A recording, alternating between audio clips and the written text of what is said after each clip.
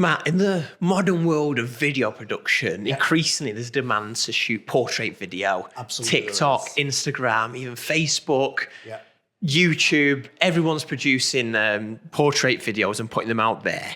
And in social media campaigns, they're very important, but it poses an endless issue for video producers. Obviously, the instinct is to shoot landscape for many a good reason in filmmaking, but the need is there to produce portrait video. So there's one way of doing this is that you can shoot landscape really wide and then cut portrait from it, or you can flip the camera around and just shoot natively, specifically portrait. Pros and cons to both. So I thought I could just quickly go over what are the merits for both approaches and which you'd advise in different situations. So let's go straight in and go, let's shoot wide. So you've got your landscape and your portrait. A quick overview of what that'd look like in practice and why that would be a good idea. So if you're shooting landscape with the idea to then edit into portrait to create multiple different formats, firstly, you have to shoot a minimum of 4K.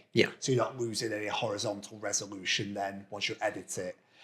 You have more versatility. So like I say, you've got the full 16:9, but you can edit it into a 1:1 or a 9:16 portrait. So you can move things around. You've also got the ability then to reframe stuff because you have the extra room on the sides to move things left and right in the frame. So you've got more room to move, but that also means then you also have less room for framing when you're actually filming because you essentially have to center weight everything that you're filming. Because with the way that a lot of lenses work, the center is going to be, center of the lens is the sharpest part of the lens. So you can't really have something pushed off to the far side. Yes, it'll be sharp, depends how good your lens is, but you are potentially going to lose some sharpness there. So it does kind of limit your creative freedom a little bit as well. You also have to shoot everything wider than you would naturally want to shoot stuff. So then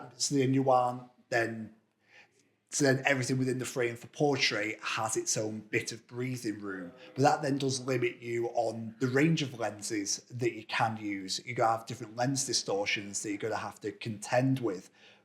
So you kind of like sacrificing a bit of creativity for more versatility. But yeah, okay, absolutely. I think that's a good insight to think about what the limitations are technically. But you are getting more content out of it, and it's more efficient. So if you think, let's say you're filming some social videos, but you also want them shot in landscape, so you can maybe use those for a YouTube series or to sit on your website, you only have to shoot that once and you've got more content out of it. So I'd say it's definitely worth weighing up the balance of, is quantity more important than quality? And what are you looking... Not saying that you can't get good quality, not saying that at all. No, obviously, always have quality, as we would always look to do. But what is just edging out in that battle? Because the things that you slightly sacrifice, as you say there, in terms of quality, means that you are getting more content to work with.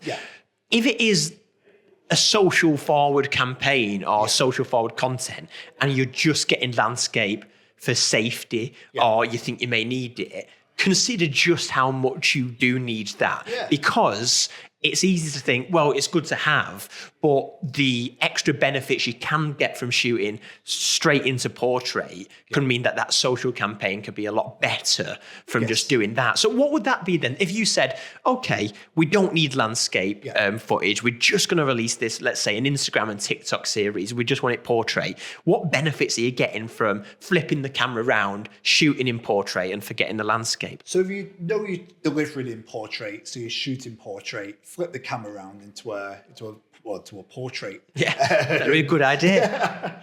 You're getting all of the sensor that you're using there. So you're getting a crisper, high quality image. And then that also then helps you in situations like if you're shooting in a low light situation. If you're using all of the sensor, you're capturing more light, you're getting more detail, so you have more chance of recovering shadows in post-production, for example.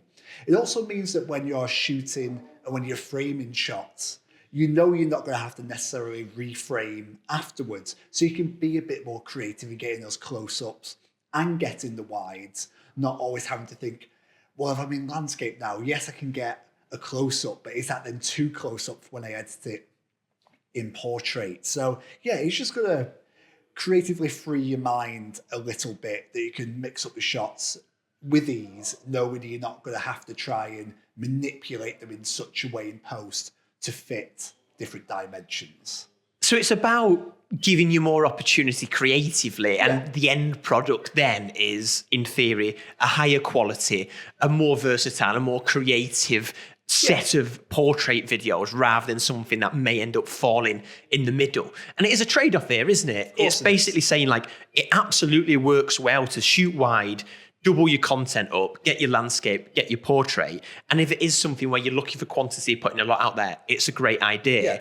But if you do want something highly stylized, very specific in its creative style, and it is just going to work for you in a social sphere, it's definitely worth considering. Let's just take the gamble, go for it, and shoot this in portrait. Because I think a lot of the time it just feels safe and easy to go, let's get this in landscape as well. But as we keep saying, in all sorts of different productions, plan and consider, because if you can make that decision and be comfortable going, actually, this will only give me use in a portrait setting, go for it, because you will get more out of that. But it's balance. Make sure you consider these things. Know that there are pros and cons to both. But I think that's the thing we're trying to highlight here, is that there are pros and cons to both, and it is worth considering. It's not just about, we can cut the portrait from that and we've got the video. It's knowing that actually you could lift that production a little bit more if you go, let's just focus on that. Yeah, all depends on what your marketing plan is, what's your strategy for the content itself.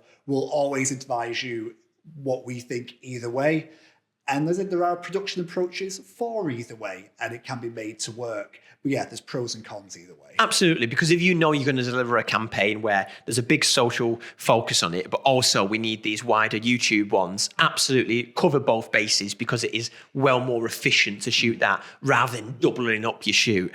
One thing I would add in there as well is that if you are focusing just on portrait, you then can tailor your approach to that platform, because obviously, what goes on TikTok is a lot different than a YouTube style, because it's focused for the audience on that platform, the way it's shot, the actual content, not just the edit. So the joy of having that separate is if you just go in portrait forward, you can shoot things with the audience specifically in mind, rather than maybe making it a little bit more generic if you're shooting it that way. Yes, absolutely. You can hone the content both visually and narratively.